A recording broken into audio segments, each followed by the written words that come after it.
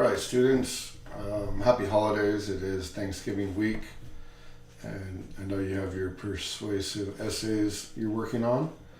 Many of your topics have come in, which is great.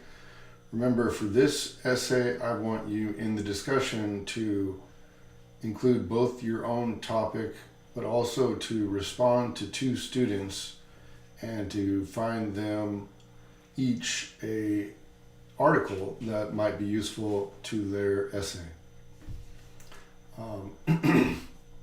Right now, for this essay, or for this video, I'm going to discuss your assignment entitled First Person Female.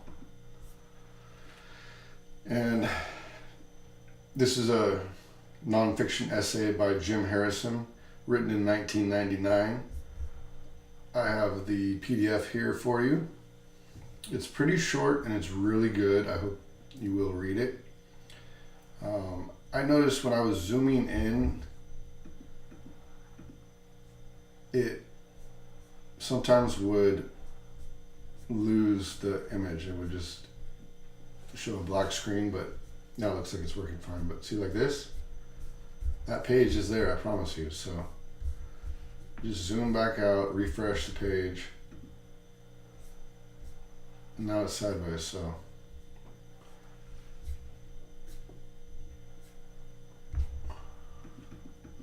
I wanted to make sure you saw that, because it happened to me while I was I have the book as well, but I was looking at the PDF, but all the pages are there in the PDF. I don't know why this PDF reader is glitching out from time to time, but it's just a few pages. It's 5 pages long, and it's definitely well worth the read. One of the reasons I wanted you to read this essay by Jim Harrison is because he's just a really great writer. I think there's a pleasure in each paragraph. The way he constructs his sentences is delightful. And so I wanted to inspire you. I think that reading the best writing helps us to write our best. But also I thought it was an interesting opportunity to look at some of the ideas we're looking at with the persuasive essay, particularly the rhetorical devices of ethos, pathos, and logos from Aristotle. And if you remember, ethos is relying upon the credibility of the speaker. And Harrison does an interesting job in building up his own credibility in kind of an unconventional way, I would say. So he begins his essay by asking a question. Why did I think I might be able to write in the voice of a woman? And this questioning of himself would seem on the surface level perhaps to bring his credibility into question as well. However, I think it's actually a very smart rhetorical move, because it shows self-awareness, and it suggests that he is thinking about whether or not he has the right or the ability to write as a woman. I think what he argues is that he writes as a woman in some of his novellas because he sees it to be an interesting thing. He believes that women are equally strong, if not more strong than men. And it is a way for him to connect with his feminine side and to remember his sister, Judith, who died in a car crash along with their father when he was 19.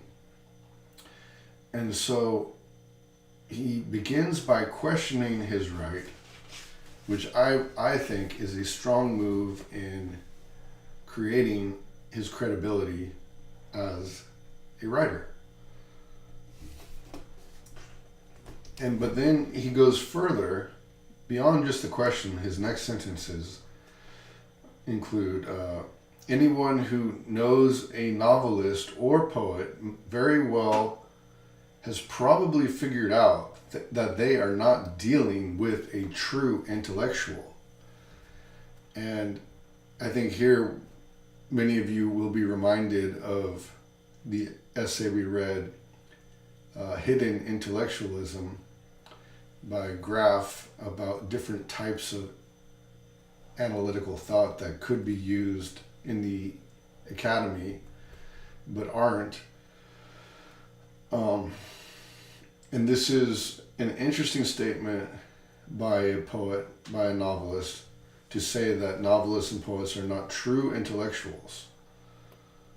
Again, this questioning of his own validity actually builds up his credibility.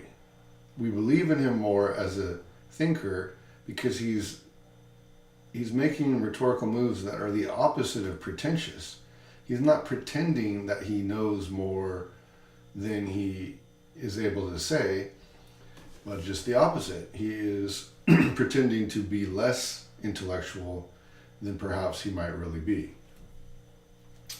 But he also has a very interesting point here as to why intellectuals and poets may not be of the same type. He says, intellectuals have a compulsion to be right, and this urge is inimical to what John Keats called negative capability, the capacity a poem or novel must have to keep afloat 1,000 contradictory people and questions in order to create the parallel universe of art.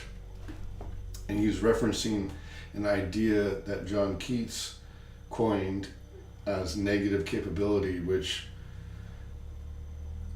argues that the poet's great contribution is their ability to not need to take a side, to not need to be right, to not need to follow a certain belief, but to remain open to all the different possibilities, to withhold your judgment, and to pursue investigation with curiosity rather than with judgment.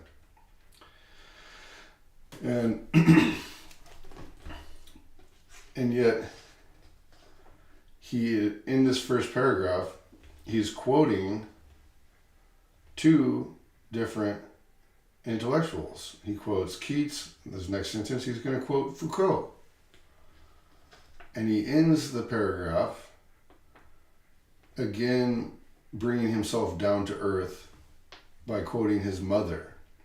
So he quotes Keats, Foucault, and his mother.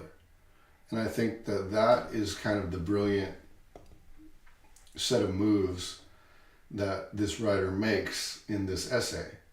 He's elevating his mother to the level of Foucault and Keats, and all three of them in some way above your average intellectual.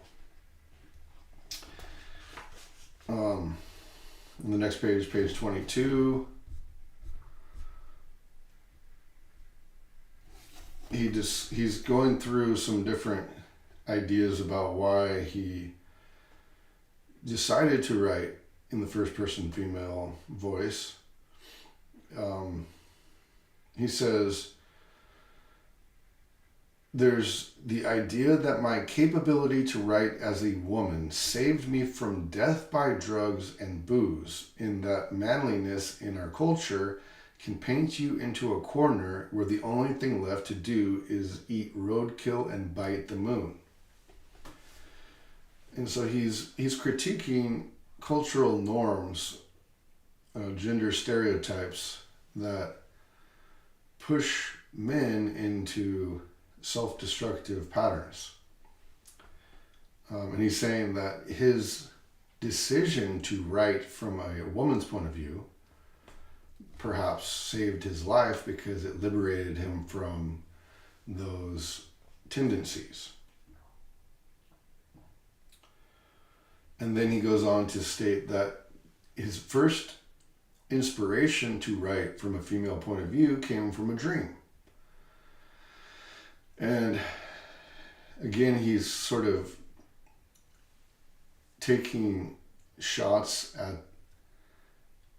academic intellectual culture when he says, perhaps it takes a culture as slippery and venal as our own to discount the dream life that was so vital to people for 30,000 years.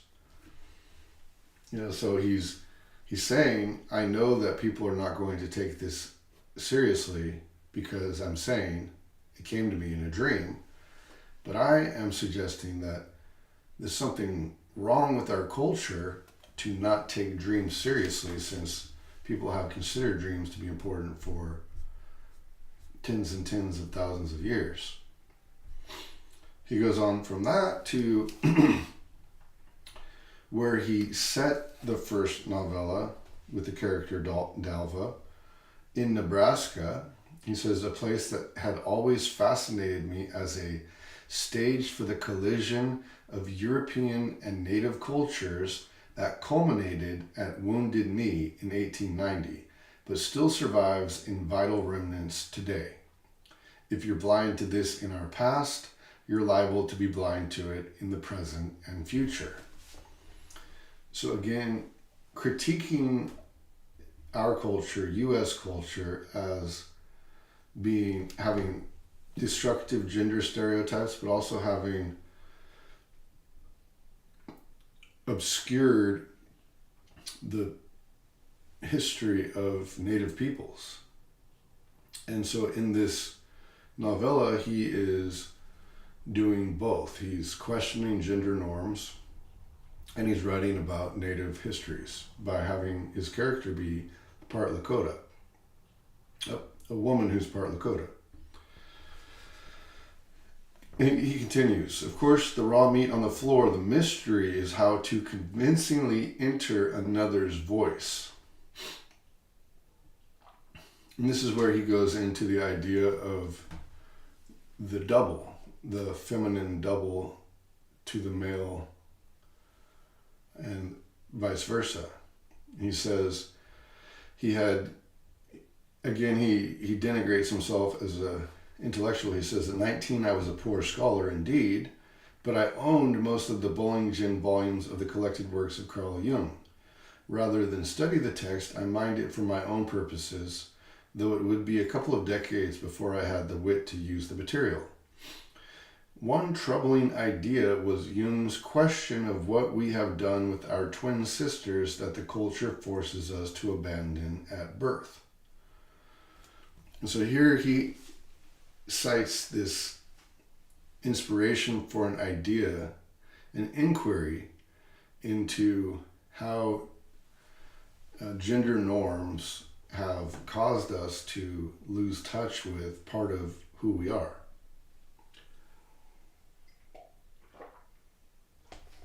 And interestingly, he connects this back to Native cultures.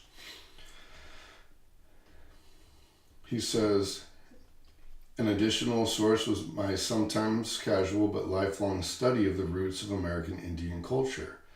This is scarcely an abstraction in northern Michigan, where the closest reservation is only a half dozen miles from our farm, and mixed bloods was common. Again, this was not a scholarly impulse, but a search for fuel, for answers to our behavior that seemed not to exist in white culture. A pervasive theme in many Native cultures is the freedom of shape-changing, where the man or woman becomes a coyote, a bear, a wolf, a bird, a flower, a tree, creek, rock, the wind. And so he is connecting all of these things together. His interest in Native culture, the common theme in Native culture of shape-shifting, his interest in Jungian psychology that questions the loss of the double self, and his imaginative role as an artist to explore the world around him. On page 24,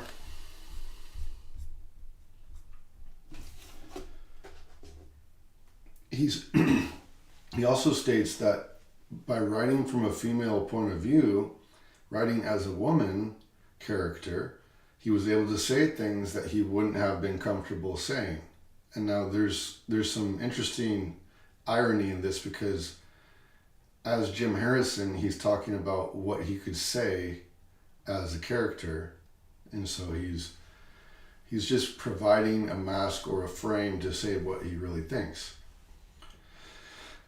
And it's kind of a beautiful moment when he does that. So he's talking about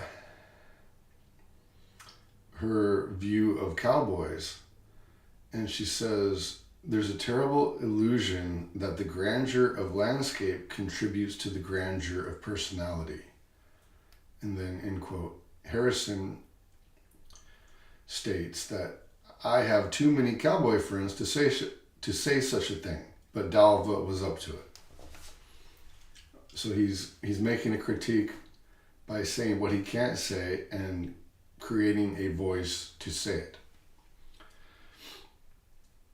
One of his final arguments is that he says, "I thought once that because of my blind left eye, I was missing half of life. And if I'm writing only as a man, I'm cut in half again. Being down to a scant quarter isn't enough to sustain my life." So he's comparing his writing only as a man to being half blind. And as a person who's already half blind, he decides he doesn't want to be blind to 3/4 of life.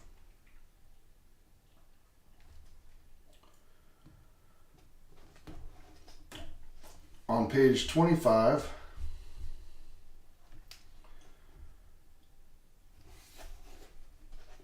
he makes this interesting move where he says, "If many of the culture's presumptions about women are wrong, and they are, you must certainly abandon any habituation and conditioning if you want the slightest access." And he's saying this in response to the idea of having chosen to write from a woman's point of view, how can he do so faithfully? And so the first thing he says is you have to abandon your own bias. You have to stop thinking of women the way women are presented culturally.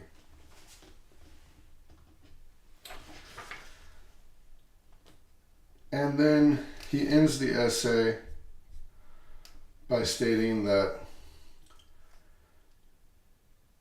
most people in culture have to agree on a certain perception of reality in order for culture to function.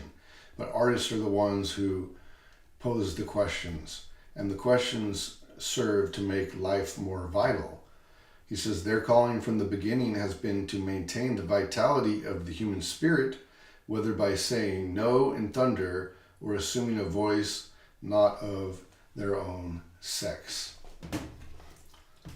So this is a very, very evocative essay. I think there's one point in there where he says he thinks gender is more biological and not philosophical. And I think that written in 1999, you can sort of see the dating of the terminology, but what he's saying, the spirit of what he's saying is that